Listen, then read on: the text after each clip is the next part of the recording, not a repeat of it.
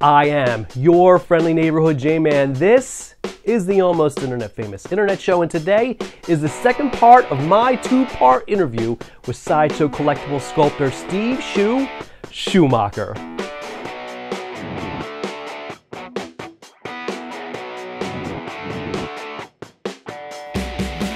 And now, the aggregator of awesome, the curator of cool, my dad, your friendly neighborhood J-Man. Just to serve as a very brief recap, we pick up the interview where I asked Steve whether sculpting with a computer really is sculpting at all. Once you print it out, it wouldn't exist if not for what you did in the computer. The computer doesn't do anything that you don't make it do. Right. After you do a digital sculpt, at what point do they make an actual model of it? Right after it gets approved, they start prepping it for printing. There's a guy that we use pretty much exclusively, and he's really good at getting everything ready to go. And then it's just kind of like a week or a couple, you know, depending on how many jobs are in front of one another, and it gets printed out, it comes in, and unless there's any problems, sometimes you do get problems with the printing process, but unless there's any problems, you know, you get that. You have to do a little bit of cleanup on the output, okay. And then that gets molded. They print up a bunch of castings. Those castings get cleaned up, and then, you know, that usually one will go to paint, and they'll do a paint master. When you say printing, you actually mean 3D printing? A 3D printing, yeah, it's like a it passes over and lays down a layer of material and slowly builds up your sculpt. Yeah. And it's got a wax support structure around it. Okay. The wax support gets melted off, and then you've got that piece. Of all the work you've done so far, what's been your favorite piece? I think it's either Wonder Woman or the piece that I'm working on right now that I can't talk about. Okay. Are we talking about the premium format Wonder Woman? The premium format. It's a great statue. It could be one of the best premium format statues. I'm not kissing butt.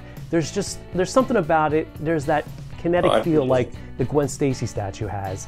It just seems to capture the essence of Wonder Woman. I mean, did you do the pose? Did someone come up with the pose?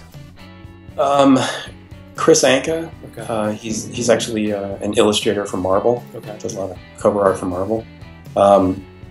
He's good friends with David Igo, and he was actually an in-house designer at Sideshow for a little bit.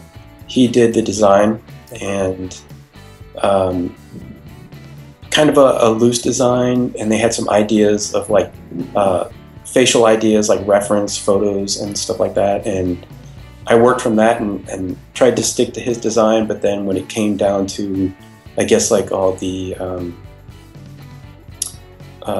subtle details, the body, the face, and all that, you know, that's where like the sculptor kind of comes into play. You work off the design, but then you add some of yourself to it. Yeah. So it was kind of a back and forth process. Did you do that one digitally, or was it clay? It was all digital except for the hair. Really? Why is that? At the time, digital was still kind of new at Sideshow. Okay. And we were having some problems with printouts that we were getting. Okay. And so it was figured, it's like, well, rather than wasting time doing that, just get the print out of the head, okay, and then do the hair and wax. So I did the hair and wax on that one. Is there anything you don't like doing? Like, is doing hair tedious? Is there any part of the body? Hair is tedious, but it's one of those things where you keep at it, and it starts to build up, and it starts to make your sculpt really come alive. And so yeah, it's tedious, and it takes. I'm doing hair right now, and it just takes a while, but it really like adds that punch. Yeah. You know. Are you known as a sculptor of doing certain things? Like the Sideshow come to you and say, "We have this certain piece. Can you do it?" How did you get picked for Wonder Woman? I think, actually, in all honesty, I think for Wonder Woman, yeah, I think there was a bit of, I don't want to do it. I don't want to do it. I'll do it. Really? Why is that?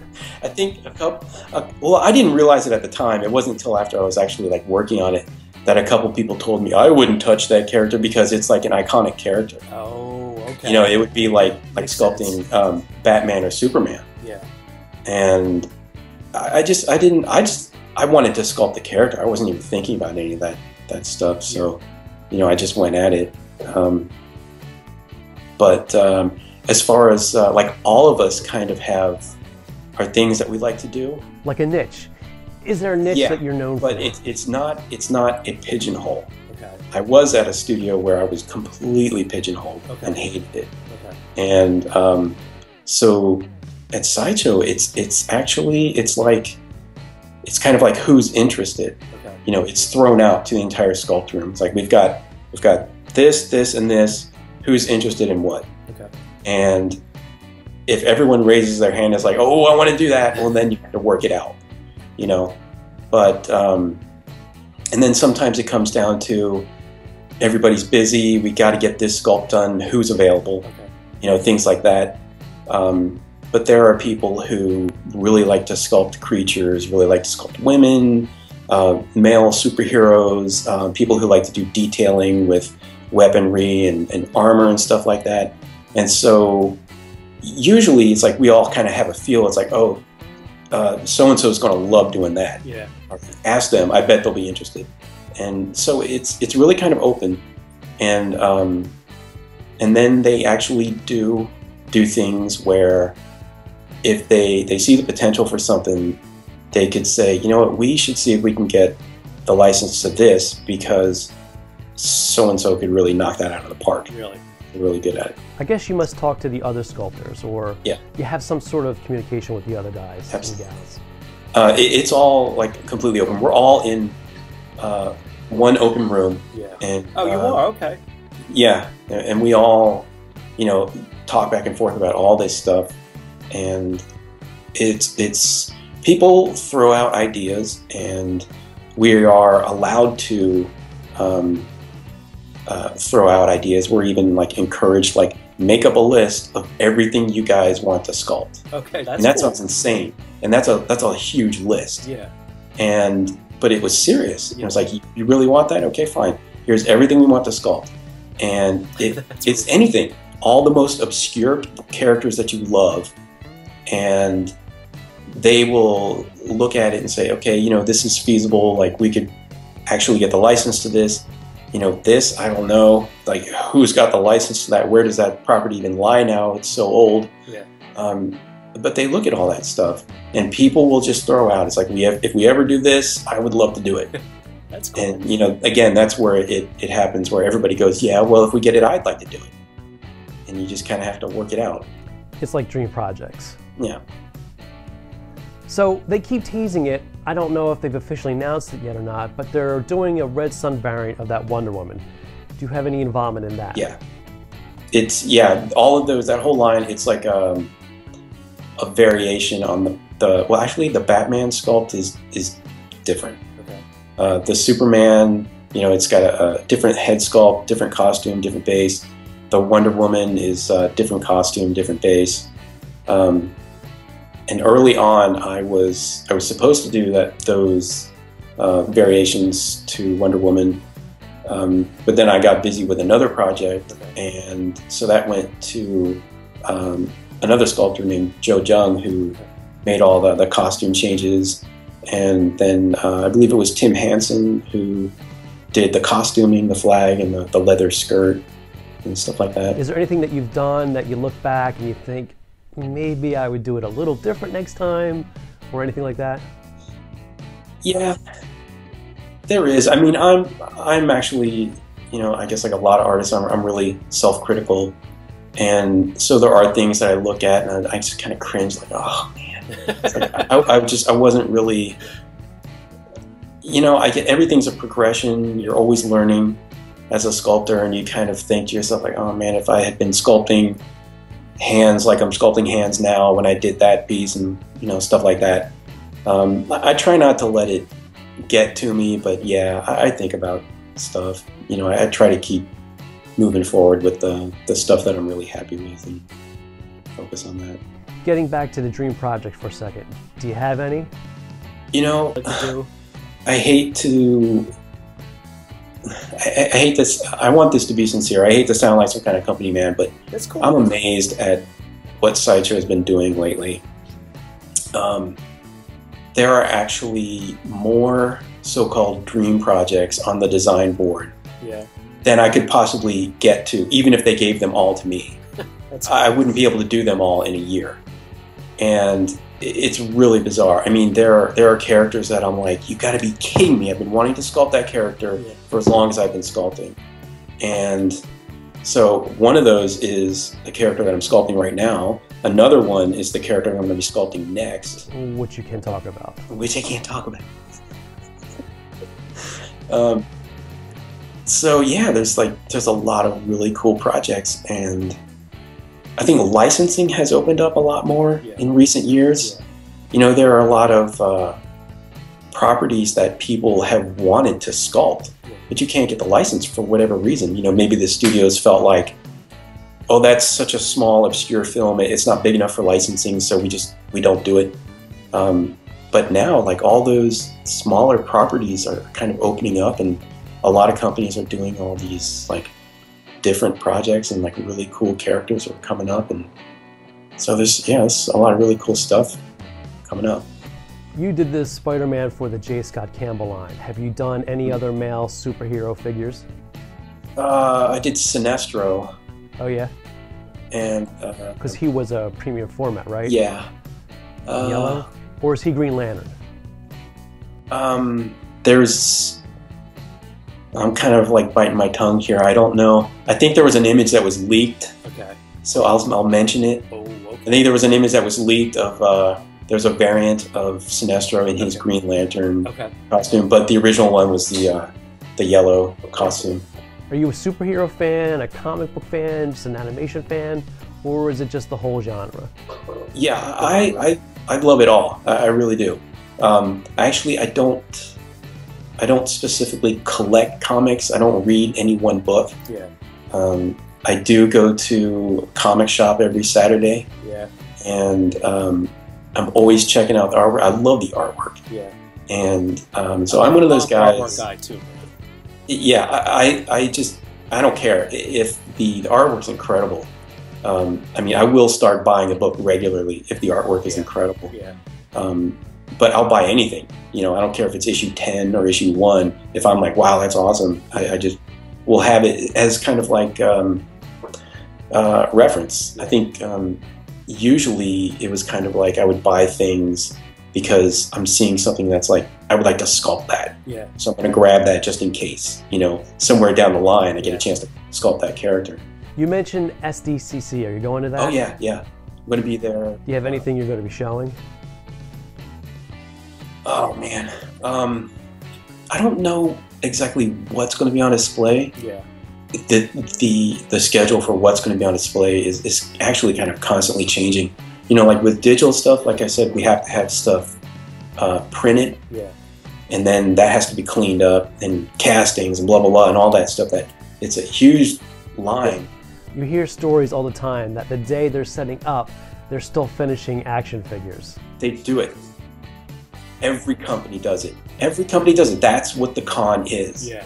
And we were just saying that on Friday. It's like people are talking about, yeah, but if we do that, we're going to be carrying it in the door as the con is going on and setting up. And everybody's like, but that's what we do every year. Right. You know, you're literally gluing stuff together, painting stuff on the con floor just to get it there to show it. But that's just the way it goes. And they always look perfect behind the glass. It just looks you can't like see the whole thing. You know, I've worked at places where the backside wasn't finished. The backside of the sculpt was unfinished, but you couldn't see it because it was a display case.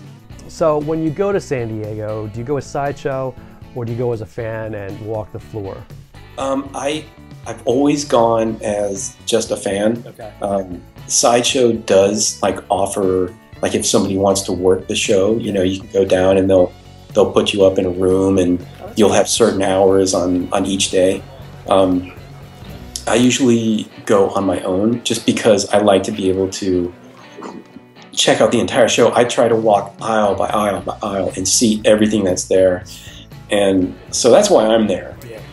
And I don't mean to sound ungrateful, but it's like, I don't want to work it. I want to go there and check it out. Yeah. So I'm actually out there Thursday and Friday. Is there anybody's work you like to check out? Any stuff that you're into? I really like robots and stuff like that. And so all of the like the Japanese companies, I love seeing all that stuff. I love checking out all of the sculpting, like everything that's there. And actually, I really do. I look at everything that's there. Yeah. I love all the designer vinyl. Yeah. Do you go up to pieces and think, ugh, that is totally off? No. What do you mean, like just like hating on something on the con floor? No. Like, do you think I would have done that one a little differently? But I think, like, as a sculptor, if you see something that's like a character that you would like to sculpt, and you look at it and you're kind of underwhelmed by it, it's kind of disappointing. You're like, oh man, that's such a great character. They really should have, punched this up and that up. You can look at it like that, but don't talk about that. Don't hate on it. No, I mean, I don't mean it like that. I mean, do you have that clinical eye either on your work or someone else's work? It's not like you're hating, but I don't have that clinical eye. So when I see a statue I like, it's either the pose or the character. As a fan, I just get the overall, the forest view. You being a sculptor, can you see beyond the tree view? Oh yeah. Like all the details, how things are keyed together. Yeah. Things like that, if it's a statue and maybe you notice that it's like maybe the backside of something is really kind of rough. You're like, oh man, they should have separated that piece and gotten back there and gotten all that detail nice and tight. Yeah, I notice stuff like that. I think we all do. Yeah. People who do this stuff. But usually it's like you're wowed by something. Yeah. I mean that's what's awesome about the con. You see all this stuff and you're like, oh geez, that's awesome. I suck.